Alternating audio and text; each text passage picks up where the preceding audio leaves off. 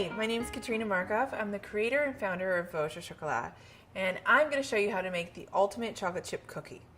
I spent about 7 months working on this recipe because I wanted to get that perfect balance of soft, gooey center with a crunchy exterior. Got the box, and it includes the 3 packages of sugar, chocolate chips, and the cookie mix. The first thing we're going to do is actually melt 2 sticks of butter. I'm going to take our sugar, put it into the mixer. And while the butter is melting here, you're going to weigh out the other ingredients. So you need 1 yolk with an entire whole egg, a teaspoon and a half of vanilla extract. I love Nielsen-Macy, it's my favorite. And then 2 tablespoons of cream. So now we have our butter fully melted. Just give it a little stir to make sure. Looks good. And I'm going to pour that over the top of our sugar into the mixing bowl. You want to make sure the butter isn't too hot, because if it is, when you add your chocolate chips, they'll melt. So we're going to mix this together just to combine. And I'm going to add these yolks and this egg cold. Because the butter's hot and I want to really bring down the temperature, I just want to make sure that it's not going to melt my chips. So I always add eggs that have been cold and chilled. The vanilla, the cream, or milk, the cookie mix bag. Want that right there. And just add it all together at one time. You're going to put it on stir so it doesn't mix up the flour in the air.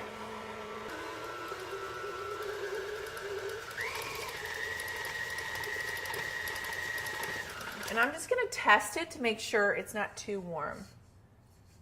Nope, it's good. So now I can add my chips safely, knowing that they're not going to melt. Now some people like a smaller chip. This chip is quite large, as you can see. But it makes for this incredible gooey chocolate bite. We're going to mix the chips in, stirring it gently so that they don't pop out of the bowl. And that's it. And you'll see this is not your typical cookie dough. It's very soft, and it's obviously a high fat content because it's just very easily rolling off the paddle here. So all I'm going to do is put this in the refrigerator for 30 minutes, and while it's cooling, I'm going to turn the oven on to 375 degrees. Okay, so I've grabbed the cookie dough from the refrigerator, and now we're going to put them on the baking sheet. So take some parchment paper, uncoated parchment, and then you're going to do the big cookie. So I'm taking about roughly 4 tablespoons of cookie dough, stacking them loosely on top of each other to create this rough snowman effect, as I'm calling it. And then you're going to smush it down rough, kind of tall. You want to space these out pretty far because these cookies will spread a little bit. A little more. 1, 2, 3, and 4. Now that I have all my dough balls shaped, I'm going to put it in the fridge for 10 minutes, and then I'm going to bake off just 4, and I'm going to put the rest in a freezer airtight bag and store it for another time.